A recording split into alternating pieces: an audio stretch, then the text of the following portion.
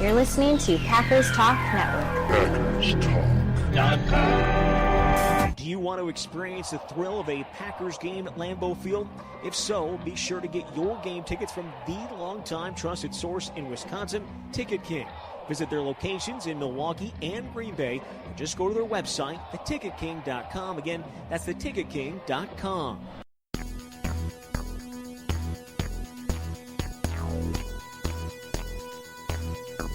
Packers Therapy.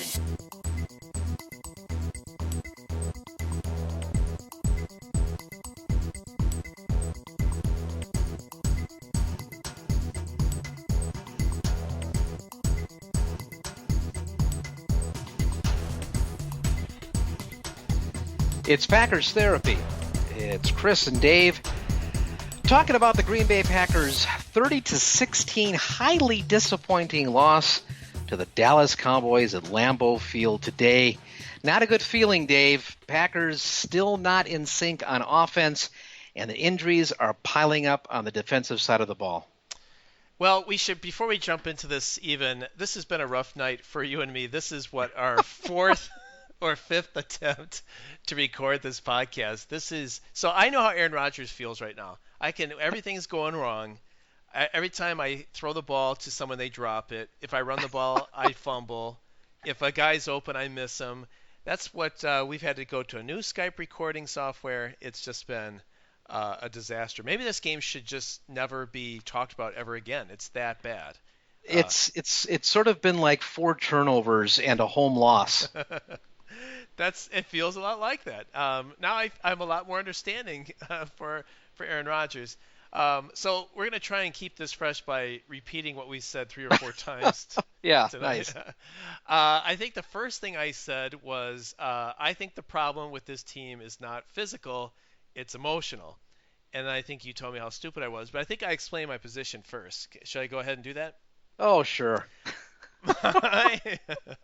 And this is after our special podcast that we just did. I know. It was so much. Oh, by the way, if you were a contributor to us via PayPal and you did not get an email with instructions how you can get your super secret podcast, be in touch with us, PackersTherapy@yahoo.com, and let us know, and we will check Santa's special list and see if you have been naughty or nice, and because we did miss at least one person along the way. So anyway, with that out of the way, let's get to ripping Aaron Rodgers here. Dave, go on and tell us what's wrong with him psychically. All right, psychologically, I guess. Well, maybe we should do this podcast psychically. Chris just fumbled the speech. Yeah, which I do all the time. So my theory is that these guys are messed up in their heads, and that's why you're seeing drop passes, missed receivers, fumbles, missed tackles, guys falling on the ground. I mean, I think losing begets losing, right? And you've got to – I don't know how you turn it around other than you just have to win. Leadership can take care of it too. I mean, I think someone's got to stand up on this team, on defense, offense. One has to be number 12, has to stand up and take a leadership role.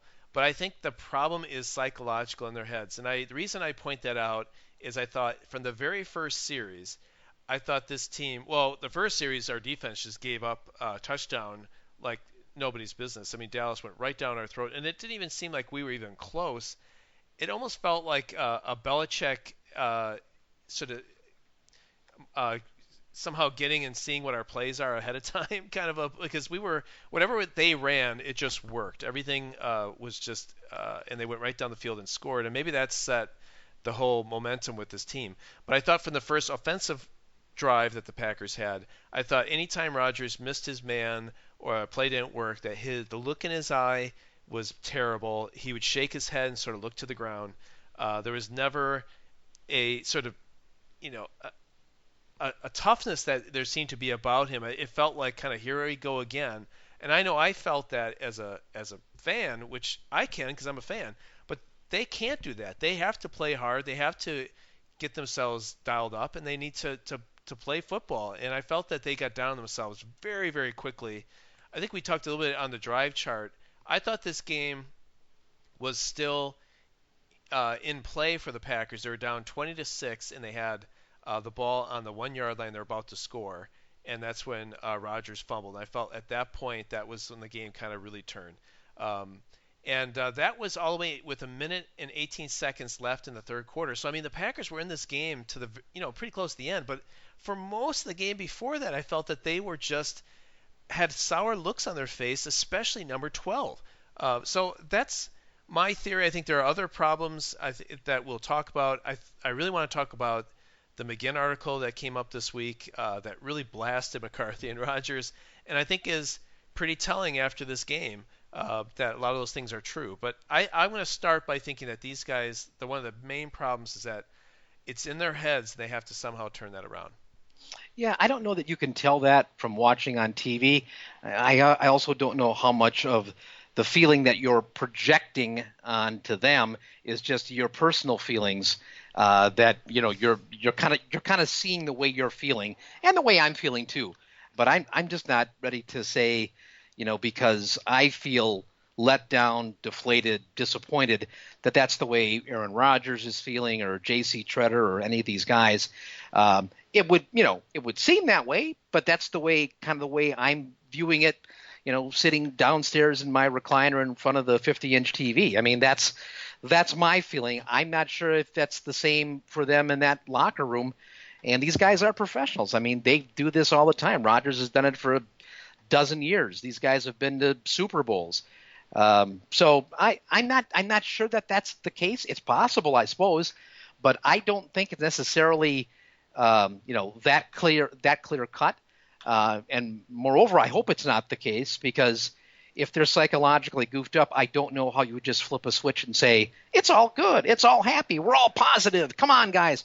I think it's a lot more complicated than that. If there is frustration, I think it's because of what other teams are doing to them. And Pete Doherty's made that case in his post-game article today, talking about the fact that the way defenses are approaching the Packers right now is not by applying pressure to Rodgers and making him make quick decisions, but it's rather in being very soft and giving him a lot of time to pass, because he will not take a chance.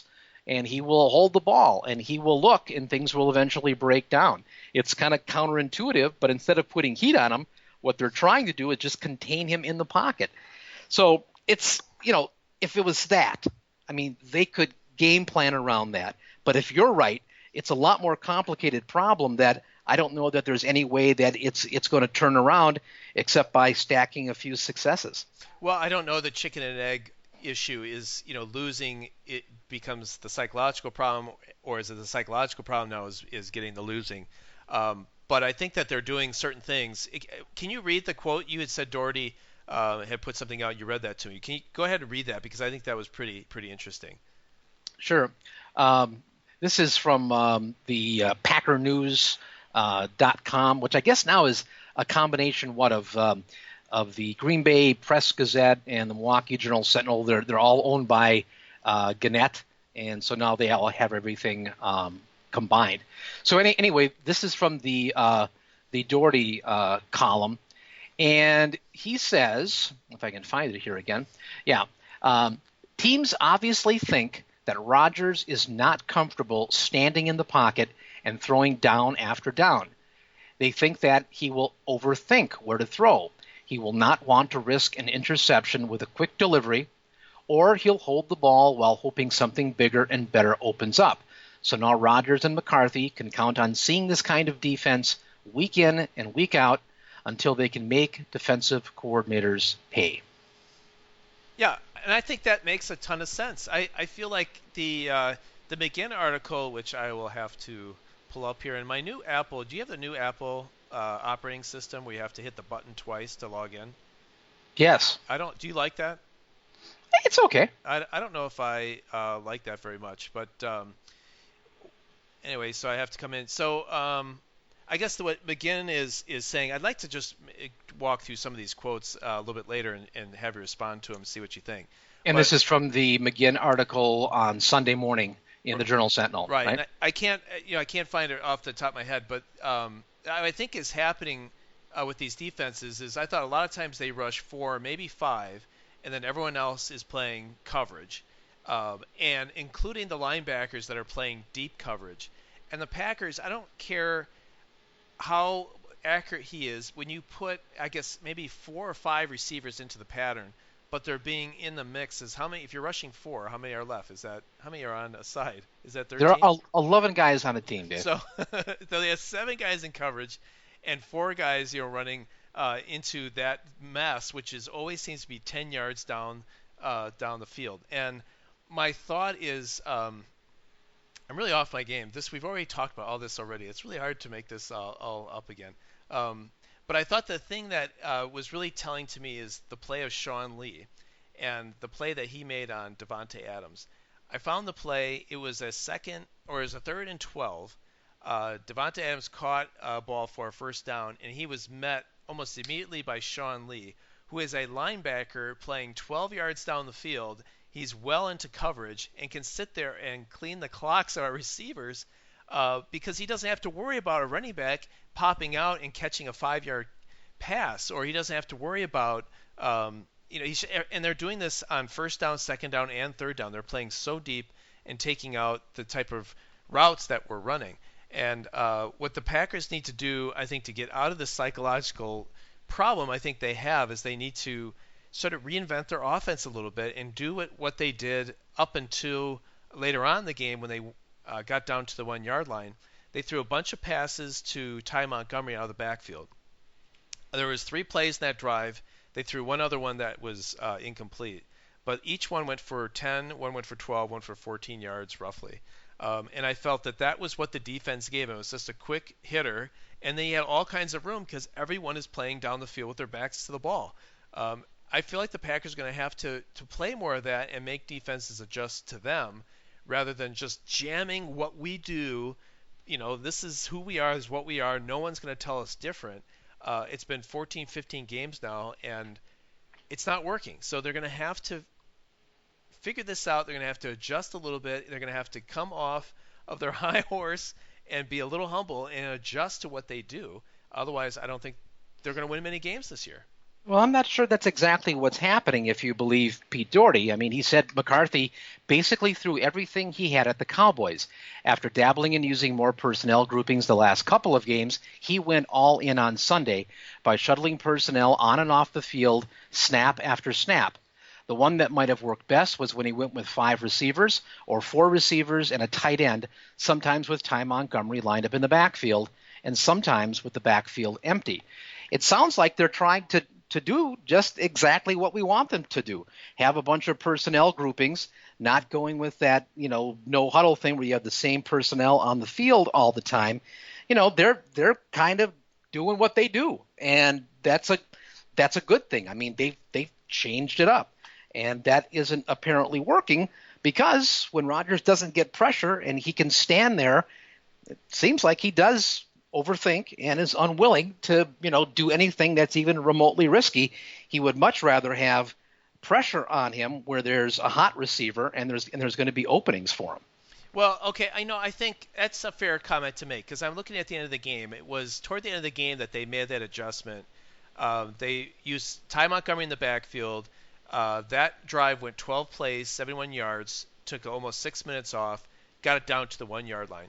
The next, after the interception, that's a hard drive to interpret because he missed Cobb in the end zone. That should have been a touchdown right there, and he missed him.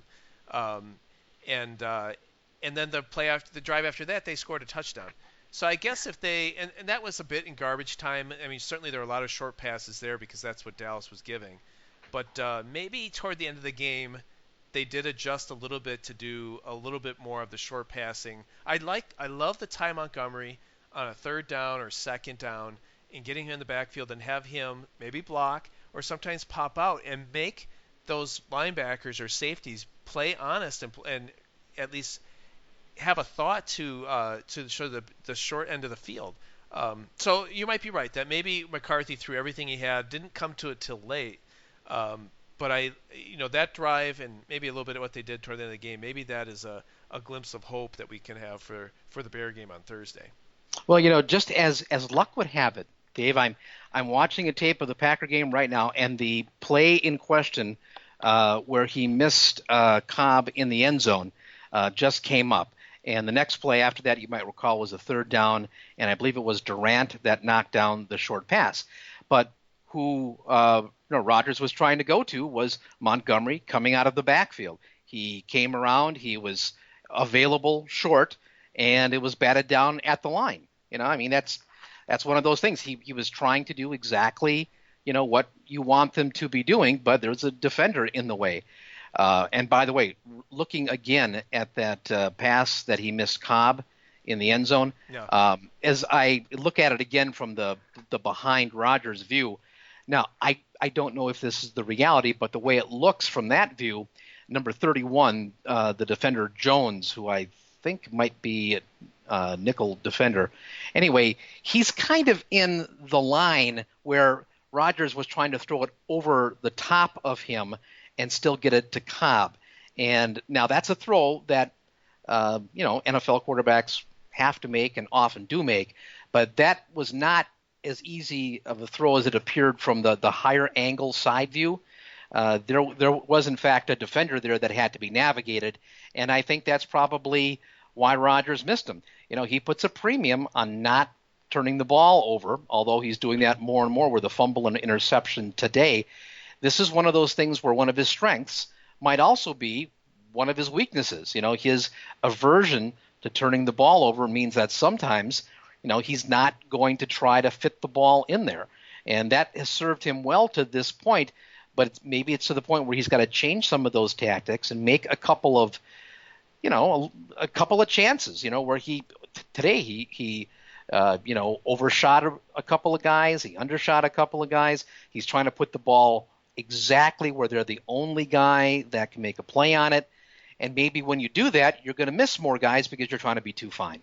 Well, did you see the play where he threw to Montgomery as he did a crossing pattern across the field on a third down? They got a first down. But the throw was low, and Montgomery did catch it, but he had to go to the ground, but it was a first down. Did you see the view from Rodgers from one angle? He was sort of like giving it a lot of body English, and I threw it low, but he caught it. But you can just tell that Rodgers is just. I go back to the psychological part.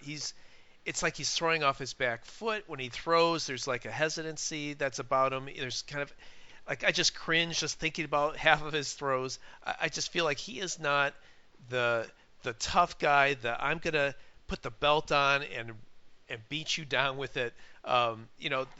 He's lost that, and so I come back to by the time during the end of the game where they may have changed a bit of the offense that might have been more successful, that they had a mountain of mistakes to climb up to that point, and Dallas on the other side, everything looks great for them, and my gosh, they should just call Fox the Dallas Cowboy announcing network. Well, you got Troy Aikman doing the game, for crying out loud, Yeah, and you got two rookies that look, that they're playing pretty well. I think running back is actually probably more of a real deal than the quarterback. I think given a couple of clutch third down plays, will he be able to hit a guy like the Rodgers and Brady has done in the past? He's got a lot to prove still, but man, they're excited about this team on Fox. That was really hard to take. That was another just awful. If I could listen to it on the radio, I certainly would, but that delay is hard. That delay is very difficult, but it's a shiny object. You have a fresh out of the wrapper. You've got Ezekiel Elliott. He's a number 4 pick in the draft, and then you got this guy. Kind of out of nowhere. He's from Mississippi State. He's wearing Brett Favre's number.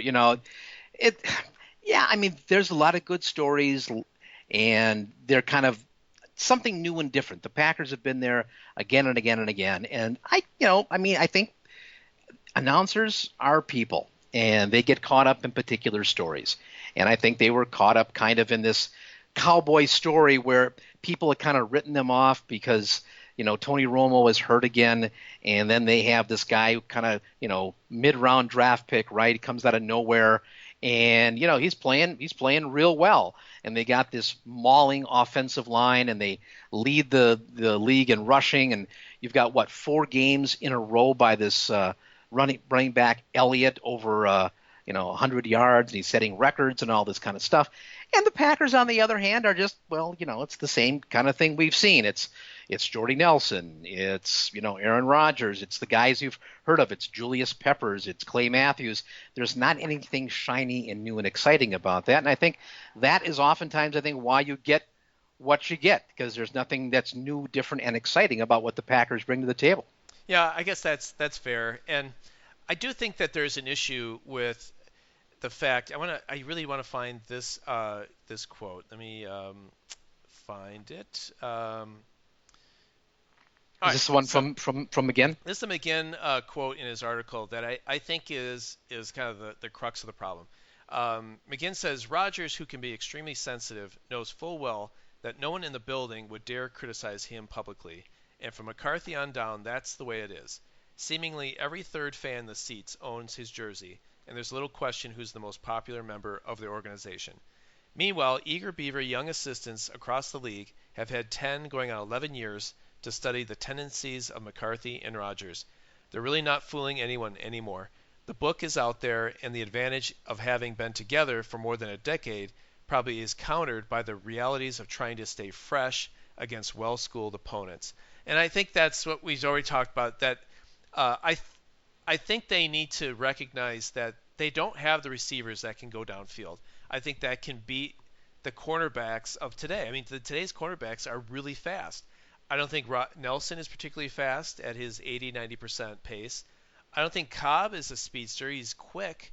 He's small. He's kind of a gap back kind of a receiver. He's not a guy you want going down the field catching bombs. Adams is now he's out for a while. He probably concussed. He was probably more your prototypical looking receiver, fast and bigger guy. But the other guys that probably they could run stuff down the field, they don't trust. They don't trust Jeff Janis, Aberderis. He's probably not super fast guy either.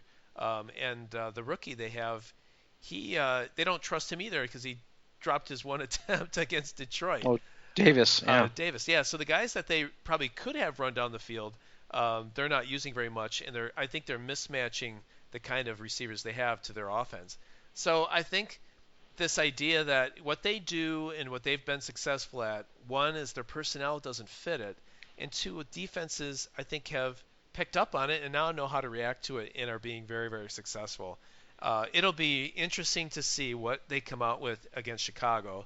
Will it be, fade, Nelson down the sidelines, fade back shoulder, Cobb down 20 yards down the field, or will they kind of come back to this Ty Montgomery out of the backfield and short pass game that they were pretty successful at?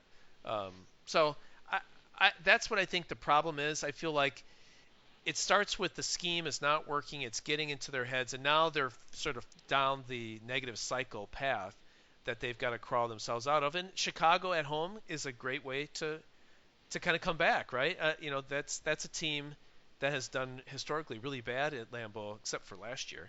But that could be what the doctor orders here, and I hope they can kind of scheme it up and get back on pace this week. Well, I don't know if I'm really buying McGinn again because, all right, McCarthy's been coaching the Packers since 2006, and they've been running this scheme for 10 years. You're trying to tell me that it took 9 years. Last year they caught up to him finally. Well, why didn't they catch up to him in year 4 or year 5? I mean, it takes that long for defenses to scheme. I think, people are grasping for an answer, and so they are seizing on to everything that suddenly the league has caught up to them. You would think with all these eager beaver assistants that McGinn insists upon, why weren't those eager beaver assistants able to catch on to him in, 2013, 2014? I mean, it was recently as 2 years ago, but all of a sudden, after Game 6 last year, they finally figured him out. I mean, it took that long. It must have been one hell of a great scheme if they could go 8 years before somebody figured it out. I mean, that's incredible. I mean, it should put McCarthy in the Hall of Fame immediately. I just, to me, that doesn't make sense that it was such a tough nut to crack. I mean, hell, the Allies cracked the Enigma code in less time. I just don't buy that now because they're struggling. These are all of a sudden the reasons that it's now become apparent. It's so crystal clear now that they do this and that. They've been doing this and that for years and years. And today they changed it up and they lost the game. So I don't know if you can say, here we go, the magic bullet. I'm just not buying that. I don't think that you can just lay it out. Now, is it maybe a factor because they do kind of the same sorts of things? Maybe, but I don't think that you can point to anything in particular. I think it's everything in general, and it might just be one of those stretches where it's something a lot more fundamental. You have a quarterback that has been a 2-time MVP, a Super Bowl champion, Super Bowl MVP. He doesn't want to be a game manager. He wants to be a guy who's a playmaker. You remember on his call-in show, or not call-in show, the interview show that he did with Jason Wilde for 4 years. Yeah, right. He talked with disdain about game managers. That was like the worst thing you could call him, And I don't think, he wants to be that guy that, 3 steps, boom, 5 steps, boom, getting the ball out, moving it down the field, moving the chains. I think he wants to be a guy that is making the dramatic play, that angle route 20 yards down the field, on the hash mark. When he rolls out and he has 3 options, I don't think he wants to take the first or second guys, the shorter intermediate route. I think he's like Brett Favre. I think he wants to go that next place. I mean, he's been successful at that. That's how he defines who he is. And I just think that's part of the issue. He's not satisfied in taking what's given. I think, because of who he is and what he's done and where he is in his career, I think Favre did exactly the same thing. He did not want to take the safe thing. He wanted that big play. He knew he could do it. He's done it before, and now he wants to do it all the time. It's human nature. It's a part of aging. It's a part of becoming experienced at your job. You think you can cut corners. You don't have to follow the orthodoxy. After all, you've got pelts on the wall to prove it. And I think it might be something as fundamental as human nature and not some of these other things, these schematic things that people want to point to. Those could be contributing factors, but it might be something that just kind of between his ears in terms of who he sees himself and his role as a quarterback right now. Can I read some quotes from the article and have you respond to them? Because there's a number of different things in here. Sure, I would be happy to. I mean, don't get me wrong in this. I thought it was an interesting article. I thought he made some good points, but this is so classic McGinn that it's just hard to take it completely seriously. But go on, please. There was a long article, but there were some things that jumped out, and I point them out because I agree with them. Sure. I didn't point out the ones I thought were ridiculous, which you might think the whole thing is. But here's the first one. The abject failure on first down over the last 22 games is due in large part to Rodgers, who has had a respectable ground game and a first-rate offensive line. The short to intermediate passing game on first down that sets the table for what's to come has been missing. What do you think about that? Yeah, now, I do think there's some truth in that he is kind of eschewing that short rhythm game. I think there is something to that, but I also think that a part of their struggles on first down is, their running game is hit and miss. Eddie Lacy's hurt a lot. When Eddie Lacy does play, he's not always effective. He is sometimes. I think their offensive line, while very good at pass blocking, is average, mediocre when it comes to running. And I think that some of their problems on first down are not just because Rodgers, I think, would rather throw it downfield. I think a lot of it is because they are not a terribly dependable running team. No, but it's more than just first down, too. Don't you feel when it's 3rd and 5, let's say it's 2nd and 10, and he completes a pass, and rather than break a tackle, the guy gets tackled, now it's 3rd and 5. It used to be I watch the game and think 3rd and 5, no problem. And now I think 3rd down, crap. we need 4 or 5, 6 downs to be able to get that first down. Like, I feel like I have no confidence in their ability to get that first down. But I think that idea of the short passing game is just not there. Either it's his accuracy, the lack of a tight end. In this game they went in with one running back to really speak of, and they didn't use Ty Montgomery till later. I think that idea of getting short and manageable distance so that they can get first downs on first down or on second down rather than getting a lot of third downs. I wonder what the stats would be of how many third downs the Packers get to. I suppose it'd be skewed by the amount of 3 and outs they've had. Then you have fewer third downs, but it feels like they are not getting a lot of first downs on first and second down as maybe other teams, or certainly in times they have in the past. All right, you want another quote? Sure, but I will mention that as I watch the recording of the game, it was just 1st and 10, and they just gave it to Lacy for a loss of 1. So yeah. It just Eddie Lacy is hit and miss. It's a hit and miss. No, that's right. Even Ezekiel, I think, had some first down carries that were for short yardage. There's not going to be like a 5.6 average is pretty good. I think first down efficiency, though, I think is certainly part of the problem. Would you agree with that? Yeah, I suppose, because the stats show that they do worse on first downs than most teams, but I don't know that that's necessarily a passing game issue as much as McGinn seems to think it is. Okay, the second one he says, and this gets to the hard count. And I thought today was there was the hard count, trying to get guys and with switching and then running the play while the guy's running off the field. It feels like we're kind of reaching for gimmicks to move the ball down the field as opposed to just plays. And so McGinn mentions that, saying still Rodgers continues to hard count time after time as the play clock winds down to 1 or 2. Actually, I didn't think they did that as much today. No, they didn't, but I know what McGinn is saying, and I'll react to it right now, is that I think that is one of the issues, or was one of the issues with their offense, especially when they were keeping the same personnel on the field and trying to go without a huddle and all that stuff. And we talked about this on the podcast. Rodgers comes to the line, he looks around, he hard counts, he points, he lifts the leg, he doesn't get the snap. It's, I think, all these things, trying to deceive other teams. And it's almost like, something worked a couple times and they were able to get big gains because they had free plays. In fact, today on the ball where he overshot Cobb, that was one of those he thought he had a free play. It turned out that he didn't. When maybe that was also a contributing factor in why the throw was errant. But it's like anything else in life, Dave. When you get positive reinforcement on something, you say, "Hey, I'm going to do that again and again."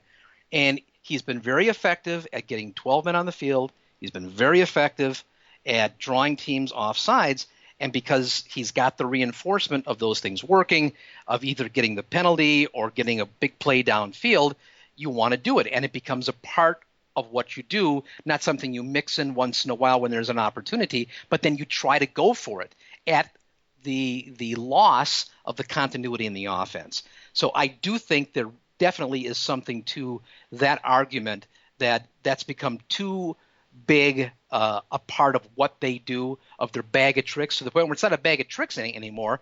It's what they do. It's like depending on it, yeah. Well, yeah. And instead of it being something that they take advantage of when the opportunity presents itself, now they're trying to do it, and I think it's at the detriment of the rest of the offense. Yeah, McGinn goes on. He says he also has an eagle eye out for substituting defensive linemen. Yeah.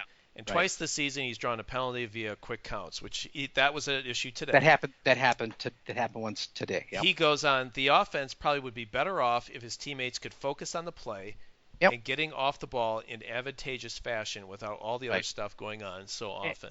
And I do agree with that. Yeah. Yeah. Okay. I think that's a good point. And I thought, at least from the jumping around, with 2 seconds left and clap, that seemed to go away today.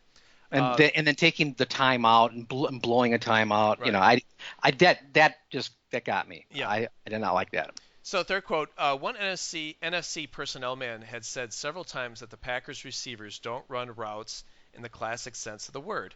The talent at wide receiver is more than adequate, according to several scouts, but McCarthy's staple remains isolation routes instead of using bunches, rubs, or other creative devices to give receivers easier releases into the secondary.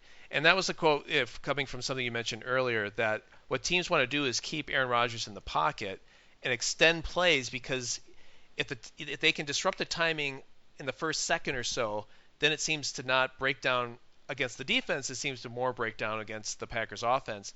And what we saw last year when we were at the Detroit game with Dr. Klaus is that receivers, they'd run these routes and then they would stop. And then it become like a schoolyard play. Then they're like, where's Rodgers running to? Where do I have to there go would be no place to go, right? Because if your play is predicated on something happening quickly and it doesn't happen, well, then what are you going to do? Yeah. I mean, everyone's running these short routes, right? And the ball isn't out. Well, they're looking around to see, why the ball didn't come out. Yeah. And so then they're trying to improvise. And that is part of the problem. When they take away the short passes and you can't pass on rhythm, you're going to get a lot of that standing around and a lot of schoolyard stuff. Yeah, you're right. They rarely do the bunches anymore. And certainly crossing patterns and the legal picks and things like that used to.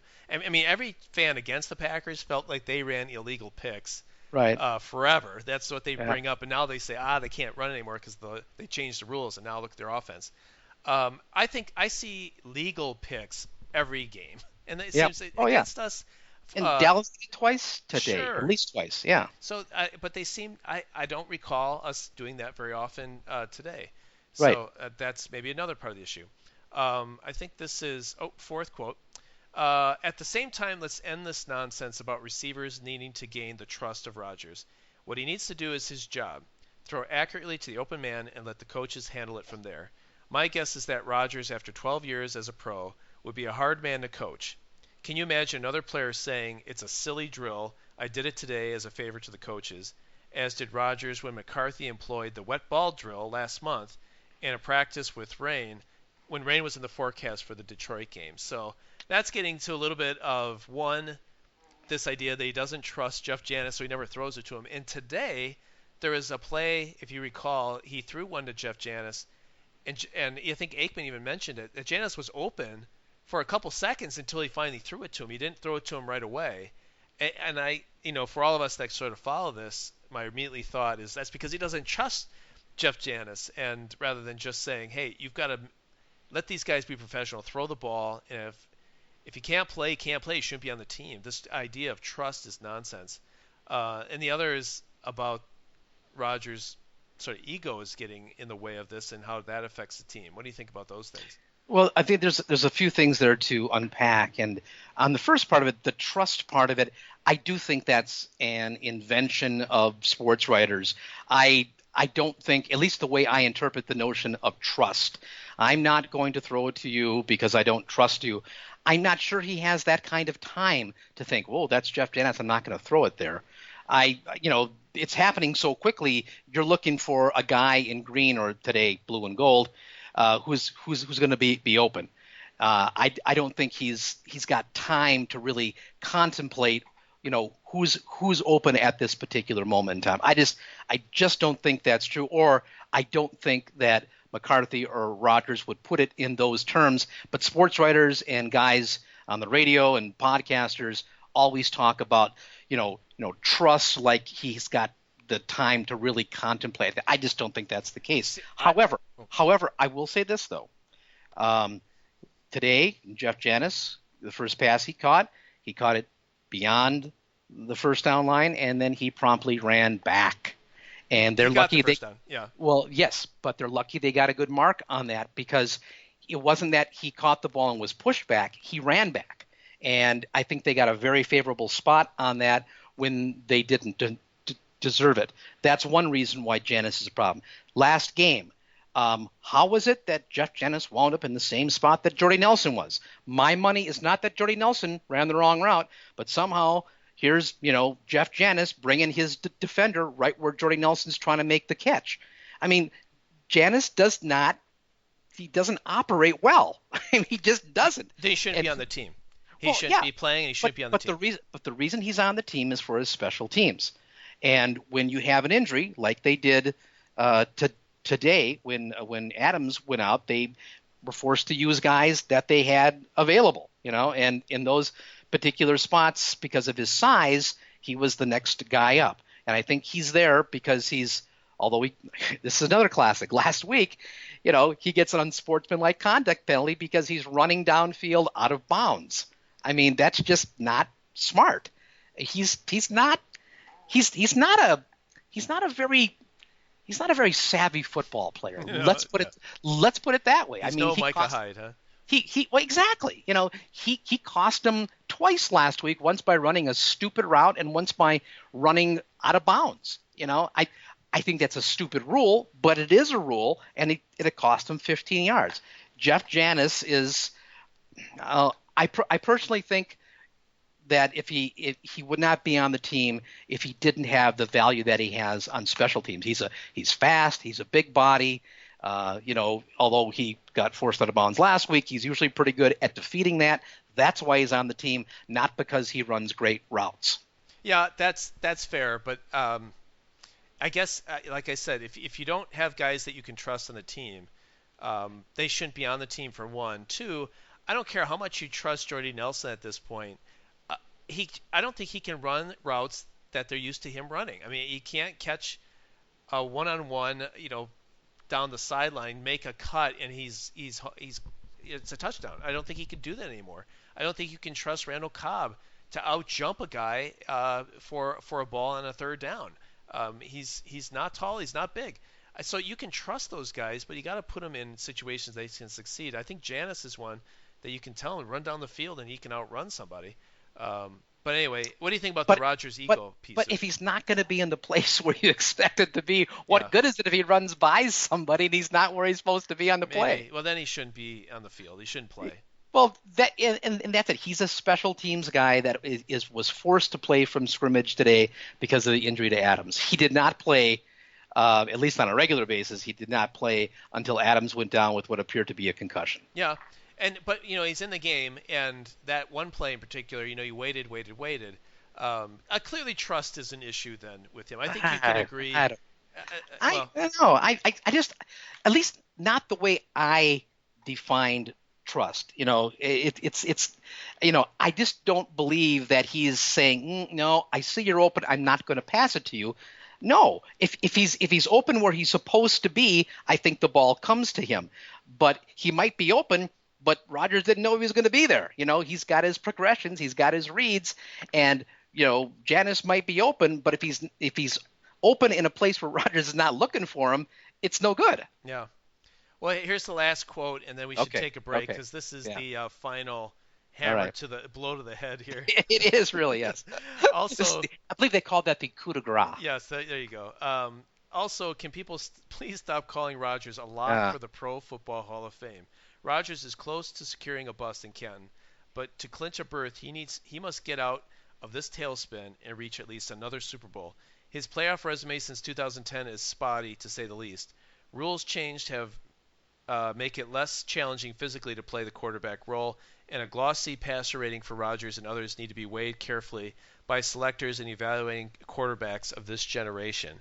So I thought that was of all of it, I really liked. I thought that was a bit of a low blow, and it made me think: is he a lock for Canton at this point? He's won one Super Bowl. He's won a few MVPs. I suppose his resume.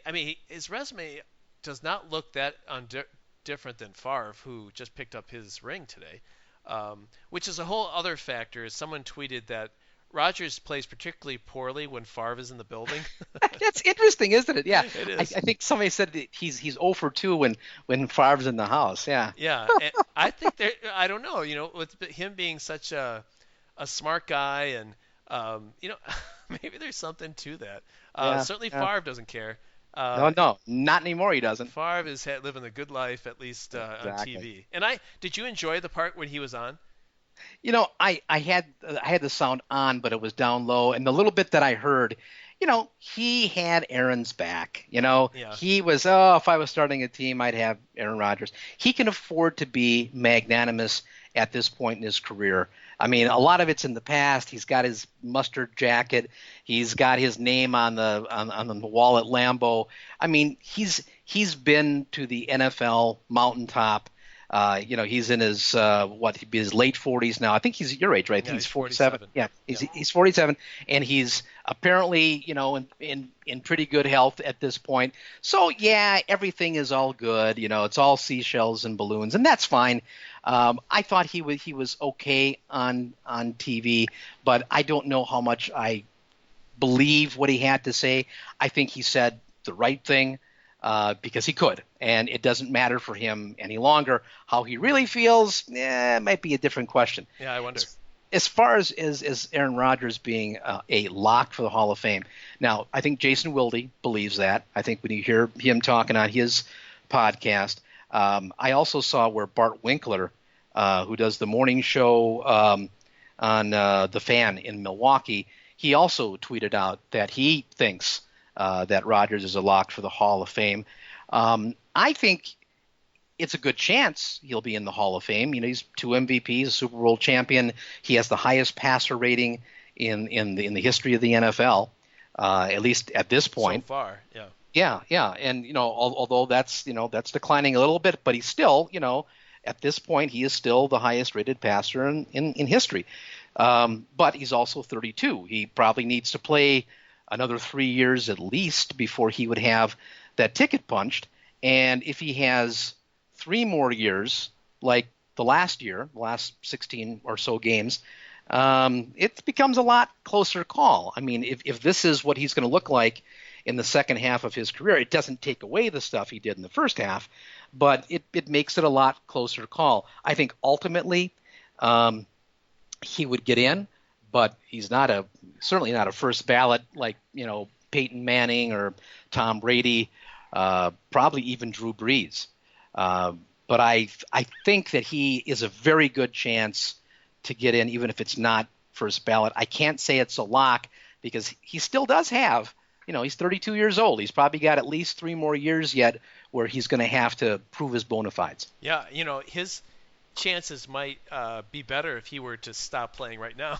I mean, if he has three more years that are like this, people are going to remember this, and he will take his chances.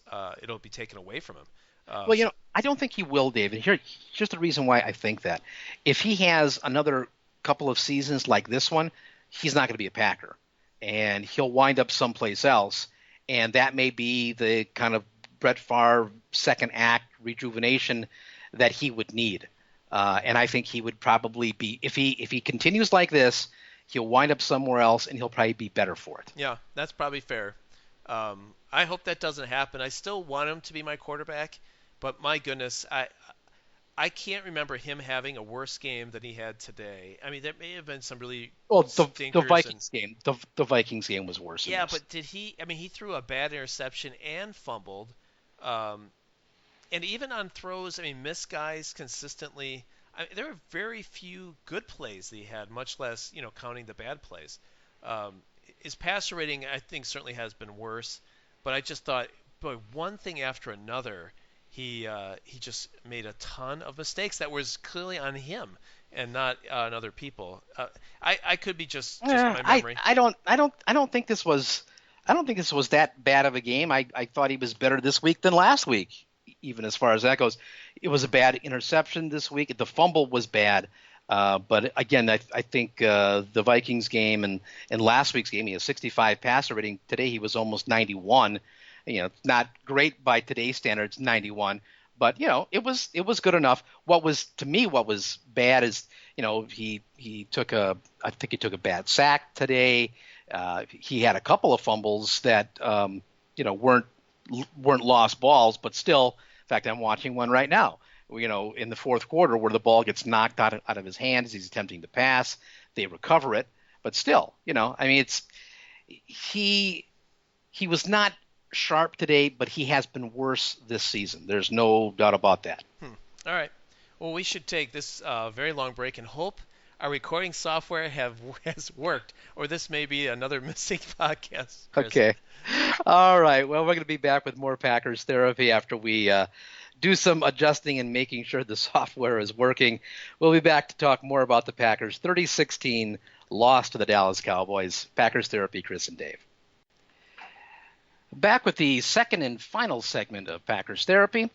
Chris and Dave, we're going to do some correspondence that we've received and a lot of email because we didn't do a podcast last week. We decided to take a little break at the Packers Therapy Hotel and Casino. Check it out. It's our annual inspection tour. Blue light special. Exactly right. So we will have the betting lines for you momentarily. Want to acknowledge a few people have been in touch with us by Twitter. I knew I read someplace, Dave, about the Packers being 0-2 with Favre in attendance. Well, the place I read that was actually from our guy John Sturrock. John in the UK tweeting at us right after the game. Thank you for that, John. Logan Robertson in touch with us saying he needs some therapy, and he also wanted to say how much he looks forward to the show. It was a pleasure to listen to the donor episode. Grateful for you both. That's a very, very nice thing, Logan. We do appreciate that. And, of course, we have some email and several tweets from Richard Durain, who has been a loyal correspondent. We appreciate that, Richard. He mentions that listening to fans complain about the Packers on the radio and then without prompting, his 3-year-old sings, "I love my Green Bay Packers." That's a good story, Richard. Thank you for that. John P. Checking in saying the Packers display the red ass. I guess I don't really know what he's referring to. The red ass is something I always think of as being bitter, and maybe that's something that happened that I didn't see. If they are bitter, John, I understand why. Captain Dave, Dave Moberg, a couple of tweets and an email to us. We appreciate that. Dave thinks that Gunter's got to be a goner, right? It's possible that Gunter's performance today was not encouraging. He had a couple of good games before this, Ladarius Gunter, but today he was bad. I mean, there was no question. He got turned around, fell down one time. He gave up a big gainer. It was not a good day for him, but I don't think he's going to be cut. I don't know if you have an opinion on that. I would sooner get rid of Meach Goodson, but, the reason that Goodson is playing is because the same reason that Janis plays. He's really good on special teams. Yeah, you can't cut him because are guys on the street better than the guys you have in your team? That shouldn't happen. Now, guys that are injured, it might be better than Gunter, but they're hurt. And a groin injury, I don't know, does that go away in a couple weeks? And Sam Shields may not play again. And I didn't, Rollins probably could have helped had Rollins play.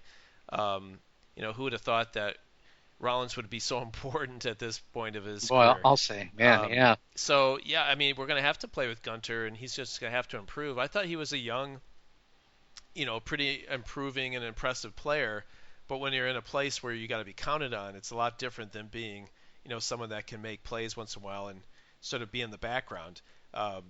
So, hopefully, I don't know what's the next really good passing team we're going to play. I don't think Dallas necessarily was a very good passing team. I think they were efficient, but not, great. I don't think the Bears necessarily are, but eventually we're going to be playing some teams that pass pretty well. If Gunter is one of our starting corners, that'd be pretty rough. Well, we'll see. But if he gets cut, I don't think he's getting cut anytime soon. Yeah, I think that's Dallas's deal. I mean, they're a running team, and they are an efficient passing team. I mean, that's what they do. That's who they are. And, today they did both effectively. I mean, their quarterback, was over 100. He was 117.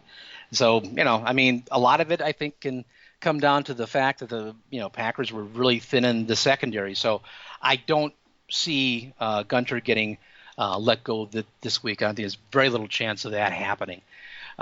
Hey, by the way, did you see that Joe Callahan got picked up by the Saints when they cut him this week to make room for either Pennell or for Goodson? I don't know if you noticed that or not. I did see that real quick. So Callahan, all the great work he did in the preseason is no longer with us. But, I think the call for the backup quarterback won't be Callahan. It'll be for Brett Hundley. So hopefully Callahan will have a nice career. I wonder if that'll be something we'll regret down the road.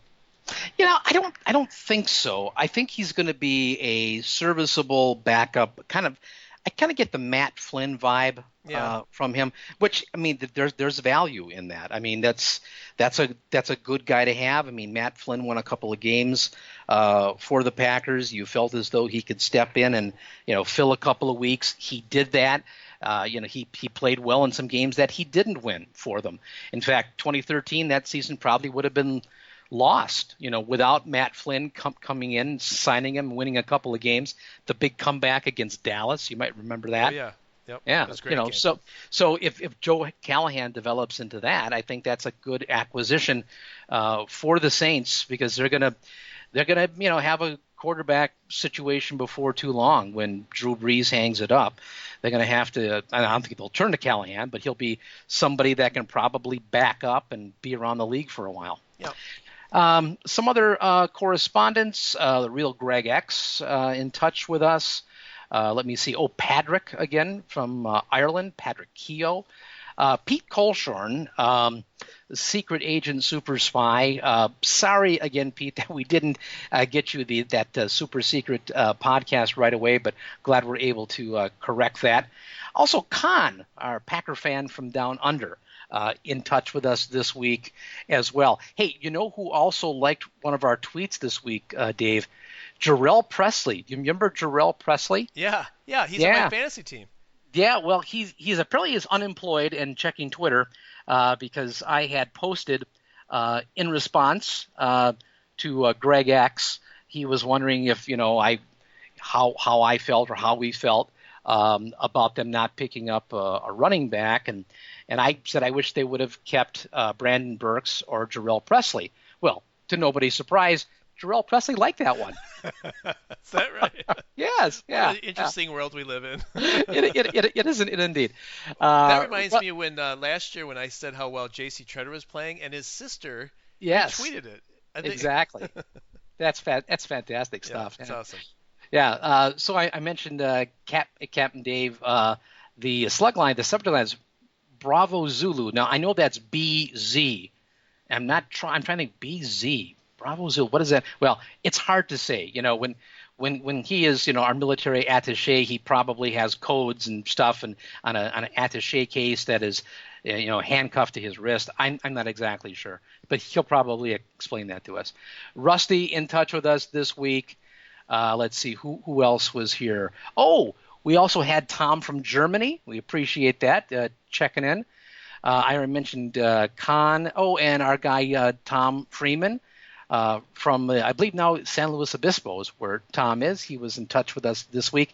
And also Fred White, whose daughter is a student at the university where I work, and he was in touch, said some very nice things about our podcast. Also want to encourage me to go to the recent student production where his daughter is starring in this production. So that's pretty cool. Anyway, Fred has some really nice stuff to say, too, about the podcast and how much he enjoys that and how much he appreciates the university. So a lot of email this week, a lot of people tweeting at us. Thank you to everybody that takes the time to correspond at Packers Therapy or sends us an email, packerstherapy@yahoo.com. Thank you to everybody. Yeah, I should mention that if you are interested in the super secret podcast that we did 3 parts. I'll give you the titles of them. The first one was "Who Are These Guys?", where we open the kimono, as we say. We tell about who we are, our lives, our names, our family, what we do day to day when we're not doing the podcast. So we talk a little bit about ourselves. It's complete arrogance at the worst case probably, but we would have had self-indulgent. Yes, that's right. The second one was how it's made. We talked a little bit about how we do the podcast, how over time that's changed from the time we first started this in 2008. Is that right? 2000? No, 2005. 2005. Sorry. Yeah. How that's evolved 11 years. Yeah. Over time. And the third one was highlights of the podcast. We went back and remembered funny or serious or various things that happened over the years that we thought listeners would be interested in hearing. Those are 3 files, probably about 2 hours worth of content. And if you'd like instructions to the Dropbox where you can get those, all you have to do is send us $10 or more to our PayPal account at packerstherapy@yahoo.com. I I give it to you for free, but it wouldn't be fair to everyone else who gave that money. So all you need to do is give us some cash, and you'll more than be compensated by learning all the things you never wanted to know about us. Would that be a fair way to say it? I think it was all U.S. dollars, but we did get one in euros, right? Correct. We did get or in pounds, euros. I think it's in euros. I think it was in euros. It was some weird. I think it might have been Patrick that sent us that one. Might have been. Yeah. So dollars, Patrick, dollars, Yeah. U.S. dollars. It's getting stronger. Should we talk about the betting lines? Do we have to? Well, we have to go back to the Giants game. Okay. And what I think I might do just for the time is rather than go through, I will say that out of there were what kind of right here? Let's see, 7, and a tiebreaker was 8. The winner got 5 correct, so it wasn't a particularly great week. But the winners this last week against the Giants was Ryan Boyd and Brian Thompson. All right. Both got 5 correct. The tiebreaker. They both said total score is 42, so we have a tie. Oh my. So as much as we try to clean up the hotel and casino, we do bunk have beds again. Yeah, bunk beds again. move the bunk beds back in. All right, so you ready for this week's betting lines against the Bears? Well, if somebody wants to participate, Dave, how do they go about participating in the betting lines? You'd think they would email me or you. No. That would constitute as work. So That's we it. have our intern, Mike Miller, Yes. and you send an email to Mitno Miller, that's MIT, like the university, MITNO, so MITNO Miller, MILLER, @gmail.com, and somehow display your answers, and Mike will interpret those. So 2 emails, remember. MitnoMiller @gmail is for betting lines. PackersTherapy@yahoo.com is our email. It's for cash. And cash. At PayPal. Exactly. Yeah. Against the Bears. Ready for number 1? Let's go. Number 1. There's going to be a lot of negative ones, I think, here. How many turnovers do you think Aaron Rodgers will produce against the Bears this week? You know, he's had a tough season with that. Was it against the Vikings where he had the 3 fumbles? Yeah. It was an absolute mess. And even if, the team recovers them, I think it has the effect of kind of gumming up the works, Yeah, I agree. So the Bears, on the other hand, I would like to think that they're going to try to employ this keep Rodgers in the pocket thing. And when you do that, though, he does tend to wait a while for it, and that's when the pocket will eventually collapse, and that's when these kind of mistakes happen. I think he's going to be cleaner, and I'm going to set the over-under at 1/2. 0.5. I'm going to take the under. I feel that my overall theme this week is that they're going to, because it's a short week, well, actually, that may fly in the face of my theory here, but I feel like they're going to pick up where they left off this game and do a lot more short passes, get the ball out quicker. I think if there was any defiance that Rodgers was holding on to, I think this week breaks him. So I think he will be more efficient. I think he'll have no interceptions, no fumbles this week.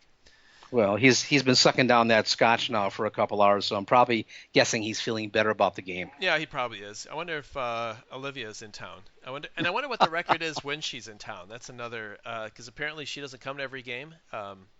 So I wonder what that is. But regardless. Well, we'll have to wait and see what McGinn says about Olivia Munn. Yeah, okay. Number 2, how many touches do you think Ty Montgomery will have? Boy, Ty Montgomery, this was a breakout game for him today. 10 receptions, targeted 12 times, had that really good kickoff return, too, toward the end of the game. Yeah, that's right. About a 40-yard return. And so I'm wondering if they're starting to think, hey, this is a guy, we can use in lots of different ways. He also had 3 carries, only 6 yards. But, hey, I'm thinking between catches and now you're not counting returns, right? You're just counting rushing and pass receiving. Correct. So today he had 13. I don't think it's going to be quite that many, but I will set the over-under touches at 7.5. Wow, that's a high number. I got to go the under on that one. Well, Lacey's hurt. I'm going to switch. I'm going to go the over. I think he gets a couple carries. Say he gets 2 carries. That means I got to get 6 catches. It's a lot of catches, but especially if it's a short week for Lacy. Yeah, he could get 6 catches. I'm going to say the over. I'm going to go with my theory. Stick with it. All right then. Number 3, how many passing yards do you think Brian Hoyer will have? Would you like to know what Brian Hoyer's passing yards were this week? He threw for 302, actually net 297 yards against Jacksonville, who now no longer is the team on the rise that we thought they were in week 1. Yeah. It's kind of funny. I thought that they were going to, be a team that would emerge this year, so that was wrong. And the teams I didn't think were going to be that good, hey, those teams are pretty good. Yep. So let's see here. Hoyer, Packers, I think, are probably going to be without Shields again. I think you're going to see him after the Bears game when they have another 10 days. So I don't think you're going to see Shields. It looked to me when Randall went down in this game too. Again, don't forget, he looked like he was in some pretty good pain. So I don't think he's going to play. I'm not sure what the Rollins deal is. I'm going to guess he's going to be back. So I'd be looking at Rollins and Gunter as your cornerbacks. Who else? They lost somebody else on defense today too. I'm trying to think who else they lost today. Good question. Let me look. Yeah. You said Blake Martinez got dinged up a little bit at the end? Right, toward the end. So that's the reason I'm thinking about all these things is because I think that's going to affect the yardage. I don't think he'll be a 300-yard passer against the Packers. So if I'm going to set the over-under, I'm going to set it at 265. 265. I'll take the good call. I'm going to take the under on that. I think the defense rises a bit against the Bears. I think it might be a low-scoring affair on both sides, but so I think I'm going to take the under for his passing yards. Packers gave up, let's see, rushing to Dallas, 191 yards, 157 to Ezekiel Elliott. Right. Another Ohio State person who came to Wisconsin this weekend and made me feel terrible. How many yards will Chicago get against the Packers? Just to give you some perspective, they rushed for 92 yards against Jacksonville. Now, you're talking total rushing yardage or like for a particular back? Total team rushing yardage. Okay. Including 92 today against Jacksonville. I'm going to put their over-under, and the Packers defense is a little bit dinged up here. So I'm going to put the over-under. I kind of like the 92, but I don't want to go quite there. I think I'm going to put the over-under for this at 98. 98. All right, I'm going to take the under on that. It's a little bit of a shot against Sitton too. I don't know if he's playing still or what's his deal. I will say that of all their problems, if you'd have told me we'd be gnashing our teeth at this point in the season, I would have thought that the fact that we let Sitton go would have been an issue. Of all their problems, I don't think left guard is one of the main things that I'm worried about. Lane Taylor has been pretty good and silent. He's been just fine. He's been just fine. Yep. Number 5, Packers did they get any sacks today? Probably only because of they got 2 sacks today. Were they legit sacks? I mean, I think they were more like based on fumbles. Well, one of them, ball got knocked out of his hand. Right. One of them was a team sack as listed, and Peppers got the other sack. And that was one where he knocked it out of his hand. So Correct. How many sacks do you think we'll get? I mean, that's one I always like against the Bears because usually it's Cutler back there and we're sacking him left and right. How many sacks do you think we'll get against Hoyer? That's interesting. I think I'm going to put that number at 2.5. 2.5. All right. I'm going to take over. Defensive struggle. I think that'll be better. Number 6, Lacy. How many rushing yards will Lacy have? Boy, he was hobbled today, and it wouldn't surprise me to see him sit this one out entirely. So I am going to set I'm going to hedge my bet a little bit, but I'm going to set the number pretty low. I'm going to say 38 yards. 38 yards. I'm going to take the over. I think he plays. I think they don't care about his health. I think they know it's a short ride on that guy.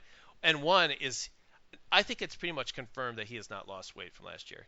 Yeah, he looks pretty much like he did. I think. Although he's jumping over guys though today, that was pretty impressive. Like 4 or 5 times. I'm at the point now where I'm like, leave Eddie Lacy alone and tell Aaron Rodgers to put some weight on, because that's not the problem. Is the weight? It's what's going on in his head. Yes. Number 7. This is a yes or no question. Do you think the Packers will have an offensive play that's greater than 35 yards? Well, I don't have to set a line here though, because You have to say yes or no. Yeah. All right. So you don't. Yeah. Well, I'll say. Yeah.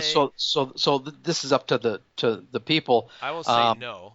What will you say? I'm going to say yes. All right, you say yes. I think they now, but this includes returns. Not included. Not. So this is 35 yards from scrimmage. From scrimmage, correct. I'm still gonna. I think they're due for at least a 35-yarder. All right. And then the tiebreaker number 8 is the total score. Once again, what do you think? Which this doesn't count for this is a tiebreaker. I'm just asking your opinion. Yeah. It's interesting. You think it'll be a low-scoring game. I kind of am inclined to think that, not because I respect the Bears' defense so much. It's because I'm not sure the Packers' offense can get out of their way. It's only 4 days, So I could see this being kind of a 21-17 kind of game.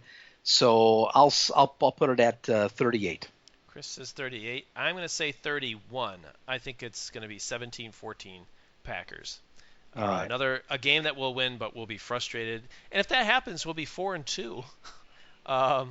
It's really not terrible after 6 games. 4-2. I mean, that kind of keeps you in the conversation. I mean, right now it looks like the Vikings are really the class of the division and maybe even the class of the conference. Yeah, at least at this point. But boy, things do change week to week pretty quickly. Look at the Eagles were riding high. I'll say. Yeah. And then they've lost these games. Yeah, are they 3-2 or 3-3 now? 3-2, I think. I think they only have if they have a bye, let's see.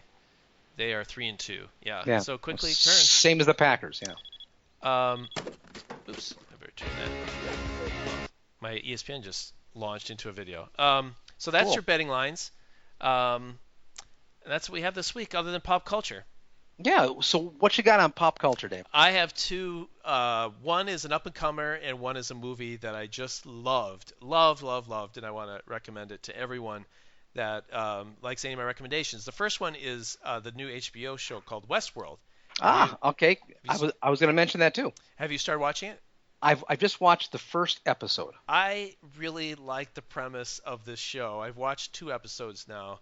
I won't spoil anything other than to say the premise is basically it's like Jurassic World, right? It's where they put people in. It's the same author. Oh, that's true. Michael Crichton did both. You're right. Where people in the future are put into the Wild West, where it's replicants or robots, or I guess they call them hosts on the show, that they can basically get immersed in the Wild West, and they can live out whatever fantasy they want in the Wild West. This is kind of a resort, is what it is. Yeah, but you can be a good guy or a bad guy.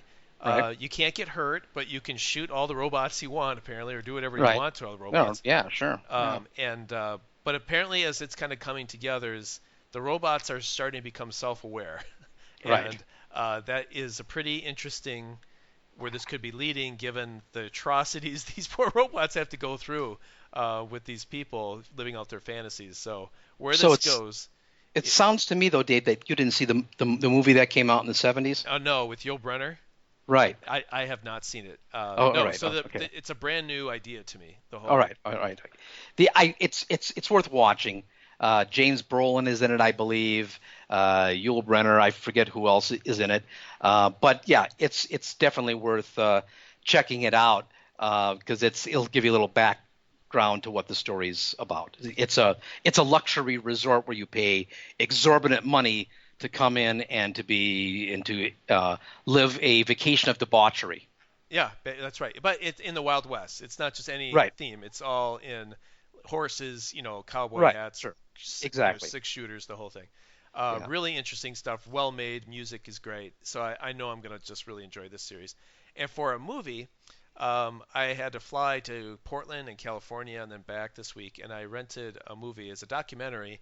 And I'm starting to think that documentaries are more the way to go these days than regular movies. I watched a movie called Life Animated. And Life Animated is about this boy who is autistic, and it talks about his growing up experience through his life, his eyes, his parents, his brother, his teachers and counselors and things. But the thing with him being autistic is that he was able to express himself through the Disney animated movies that he watched through his life, and how he was able to kind of come into a life of his own, but he really could only to relate to people and express himself through these animated movies that most of us kind of grew up with. And I mean, as inspiring a movie I think if I've ever seen, I can't recommend it highly enough. I went out and just bought it after I rented it. If you like anything I like, and like documentaries to some degree, and if you're a parent, it'll just tug at your heartstrings for sure. Watch this movie called Life Animated. It was just very, very excellent. So those are mine. And I just have one more to add, and I'm not all the way through, but I did watch most of the third season of *Halt and Catch Fire*. And I think we've talked about this before on the podcast. First season of that, it was okay. Second season was really quite good. Third season's probably even better. If you're not watching *Halt and Catch Fire*, you're not alone. A lot of people are not watching it. It has been renewed for a fourth season on AMC. It's a damn shame they didn't, give a break like that to the show Rubicon before they canceled it. But *Halt and Catch Fire*, go back, endure the first season. It's not great. It's okay. But endure it so you can get to the second season and the third season, which are just really, I think, really fine television. And it's very engrossing. Strongly recommend *Halt and Catch Fire*. Sounds good. I need to catch that. My wife watched the first season, said I would love it, and so she thought the first season was actually pretty good. So that is definitely on my list to watch too. Yeah, I would recommend it. They really kind of reboot the show in the second season. They sort of change the focus. The characters remain, but they sort of changed the focus of the show and who gets emphasized. And it was a really shrewd decision. And it's a shame that so many people kind of lost it someplace during the first season. But AMC, to their credit, they kept it going, and they're going to give it one more season after this one. So, yeah, absolutely check it out.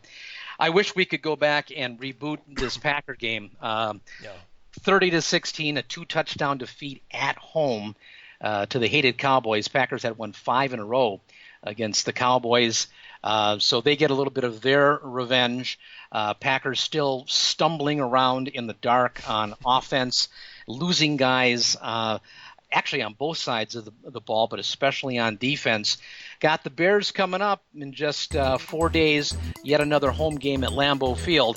We're going to be back next weekend to tell you about that Bears game. But until that time, I'm Chris. And I'm Dave. And that's Packers Therapy.